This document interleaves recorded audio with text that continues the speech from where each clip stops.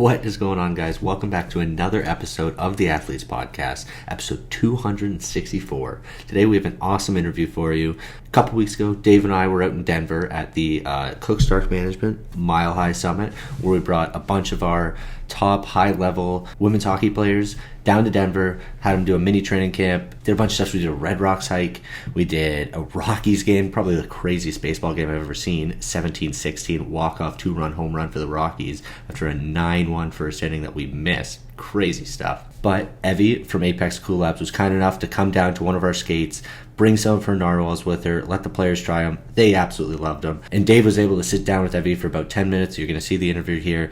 It was fantastic. Lots of great stuff in there about the narwhals, the creation of it, what they do, the importance of palm cooling, how it can help you recover, all that great stuff. You're absolutely going to love it. And we will have some future stuff for you about the Mile High Summit. We got so much good content at this summit. It's going to be awesome. You're going to love it. So stay tuned for that. Keep your eyes peeled. One last thing before we get in here. I need you guys to check out Perfect Sports. They've got the best supplements, the best protein powders. All their stuff is awesome. You are going to love it. I promise you. And if you head to their website to buy some product, make sure you use the code AP15 at checkout. It's going to save you 15%. It's going to help us keep doing what we're doing here. So again, check them out. They're fantastic. Without further ado, let's get into Evie in this episode of the Athletes Podcast. You are the most decorated racquetball player in U.S. history. World's strongest man. From childhood passion to professional athlete. 8-time Ironman champion. So what was it like making your debut in the NHL? What is your biggest piece of advice for the next generation of athletes? From underdogs to national champions. This is the Athletes Podcast, where high-performance individuals share their triumphs, defeats, and life lessons to educate, entertain, and inspire the next generation of athletes. Here we go. You got a SIM card? You're good? Okay. Mile High Summit, Cook Stark Management here with Apex Cool Labs, and we have Evie Lyons here on the podcast. We're calling an impromptu podcast. We have the Narwhals, the new and improved second generation. Yep. I've been training with them for the past 6 months since you guys sent me them. And 2 years now total since we had you on the podcast originally? I think it's about that. Yeah, absolutely. And I can't say enough good things about them. I was telling the gals before they stepped on the ice that they're going to love being able to use them during the session, in between when they're skating. But people don't really know what palm cooling is still, so maybe break it down for us. Yeah, absolutely. Palm cooling is basically a way to accelerate recovery in competition and in practice. So the way it works is that our palms are the radiators for the body. We actually get 10 times more blood flow here in our palms than in other skin areas when we're hot. So if we can cool our palms, we can cool our blood, and that is going to have a whole bunch of really great benefits in terms of enabling us to push harder longer. So that's really the short of it. By cooling your palms, you're able to cool yourself down, accelerate heart rate recovery, and extend muscle stamina over the course of a game or practice. I was telling Ryan before I am mad when I don't have these during my workouts. And you actually posted a little bit on LinkedIn afterwards. And I can't even explain the feeling other than I don't have the same kind of capacity or energy to perform when I don't have them. Is that basically the gist of it? Yeah, absolutely. I mean, heat is going to inhibit our performance. And what's kind of wild is that we don't have any internal temperature sensors, right? Like we don't know when we are getting hot other than we feel sick, for example. All of our temperature perception is external. So when you are skating really hard or you are, back squatting, your glutes are actually getting incredibly hot inside. And you can see this on infrared cameras. But what's really cool is, so if you can cool your blood, you can cool your muscles, you can extract some of that heat. And so then that heat is no longer inhibiting your energy production to the same level. So people who really know their bodies, if you cool between sets, you will absolutely feel this sort of like extended, like this stamina that like you didn't have before. Or if you're lifting, you'll really feel this speed, this bar kind of speed that you didn't have. And what that enables over time is you can add extra quality volume. And it's through that extra quality volume that palm cooling enables you to get stronger faster. Now I have a bit more of an understanding, because I feel like people still are trying to find that next bit of edge. And these are, if you can do an extra set every single time you go to the gym, maybe 2, 3, 4 sets, that's obviously going to pay dividends over time. Everyone knows the power of compounding. Can you speak to it like in your own personal use, Yeah. maybe? Absolutely. So when I first learned about palm cooling, it was through some of the Stanford research specifically on pull-ups.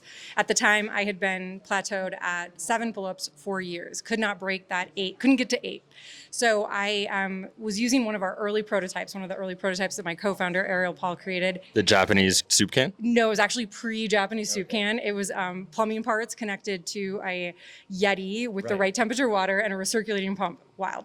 And I replicated the Stanford study. I did it a little bit differently. I actually did less work than they did, but I basically did 10 sets of max effort pull-ups with 3 minutes of cooling between sets.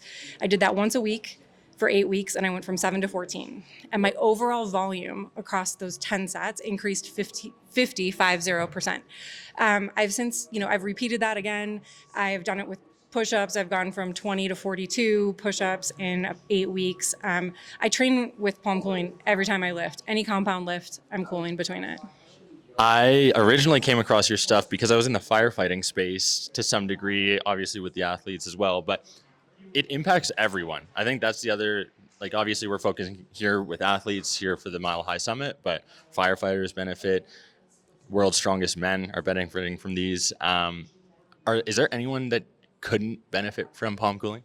If heat's not a problem for you, then you probably don't need to be palm cooling. But heat is a problem for a lot of people, whether you're an athlete and you want to perform your best in a game, or you're competing in the heat, and that external heat is inhibiting you, or you're training hard and you want to add extra volume, or you're an industrial athlete.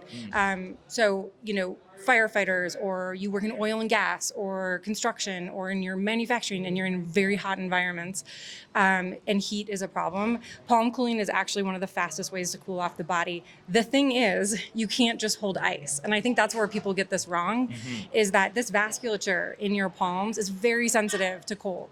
So most people will vasoconstrict if they hold something that is under 50 degrees Fahrenheit or 10 degrees Celsius. So ice is too cold. You have to hold something that is in that range. And our narwhals, they maintain that 50 to 60 degree Fahrenheit range for a couple of hours. And they also have a mechanism for avoiding thermal barriers.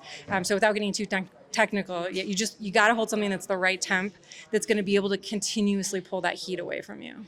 And it's the glabrous tissue that's in our hands and our feet that allow for this to occur, right? It's the absorption. I'm always trying to explain this to friends, family, people who are like curious when they see me just holding these things in the gym. And I'm like, to be honest, you just have to try it to experience the benefits. And most people don't ever get the opportunity. So the makeshift model is like more like an aluminum bottle with some ice cold water in it to start. Hopefully that's like in that range of 50 to 60 so that you can try and see the benefits, right? Yeah, you could take a single-walled aluminum water bottle. You can probably get one on Amazon for like $5. Fill it with ideally like 45 degree Fahrenheit water. That would be ideal. Usually the water like fountain in a gym is going to be kind of around this temperature. Okay. So fill it with that water. And then what you want to do is just make sure you're moving the bottle in your hand. So you don't want to form a thermal barrier. If you're just holding a can, like you're going to hold your can of beer, right? You're going to warm that up really fast. So same thing here. You just got to make sure you move it around. And in a gym, it's probably going to last 15 minutes before you'll want to refill it, but it totally works. And it's a great way to try it out. I remember distinctly trying it once. I noticed the benefits and I was like, okay, I need my new set because my old ones got stolen. You guys graciously sent me another one. I can't thank you enough. I'm not kidding. These are my favorite gym equipment accessory to bring.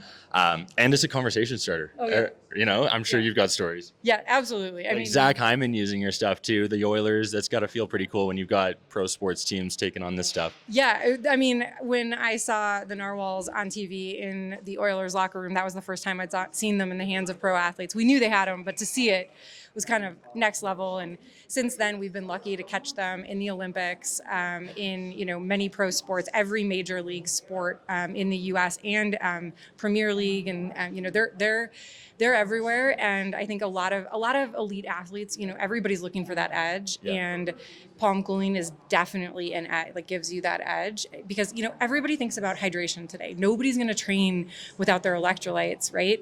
Well, tomorrow it's going to be thermoregulation. You got to have hydration, and you got to have thermoregulation, and you have to have your fuel, right? Like, that's the trifecta.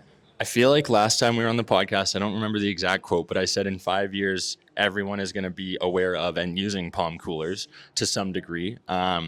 I feel like we're halfway to that mark. And I feel like at that point, you guys had sold 400 or 500 sets. Do you have rough numbers that you can share now? Are you allowed to? I know some details maybe you can't go full into, but I know you had some crazy cool investors become a part of it who were testing things out in the sauna, which I was very interested about as well. But maybe like a company Apex Cool Labs update for those who are interested? Yeah, I mean, things have definitely been taking off because, like, as you mentioned before, we had our V1 out there. We were selling a hand-built version for over 2 years, and that took 15 hours for 2 people to build a set. So it was like really tough to grow that way. In January, we released what we call the Next Gen Narwhals, and so now we're able to go a lot faster, right? And where we're seeing definitely demand is obviously in elite athletics, but absolutely in occupational heat stress. Like, this is where, I don't know if you're aware of this, but heat is actually the #1 climate killer. It is not hurricanes, it's not tornadoes, it's heat. And so people are facing extreme heat stress all over the world, especially in occupational settings. And so, that's where we're definitely seeing a lot of demand, is in, from these large organizations. Like I said, oil and gas manufacturing, construction, these are places where, like, solving the heat issue isn't just a performance issue, it's a safety issue. I love to hear that too. I'm in the safety space. I sincerely appreciate you coming, bringing these narwhals to CSM's Mile High Summit. I'm excited to get this into the hands of our pro athletes and get their feedback. Thanks so much. Hope you guys all enjoyed that episode of the Athletes Podcast. I know it was a quick one, but it was a really interesting conversation with Evie. Again, you can learn so much about that stuff, and palm cooling is so fascinating, so please look into it. Look into their company, Apex Cool Labs. Who knows, you might even like them, might even want to try them. Like I said in the intro, stay tuned for more content from the Mile High Summit. Dave and I got lots coming in the works. And like we always say, unfortunately, this isn't free. You have one obligation when it comes to the Athletes Podcast. That is to like, subscribe, share with your friends. Find us on all social media platforms. It really lets us just kind of keep doing what we're doing, keep having awesome people like Evie on the pod, and it's really gonna, help us move forward and have more guests that you want on, and just keep doing what we're doing. So again, please like, follow, subscribe, share, whatever you can do. It all helps. Thank you so much. Have a good one, guys.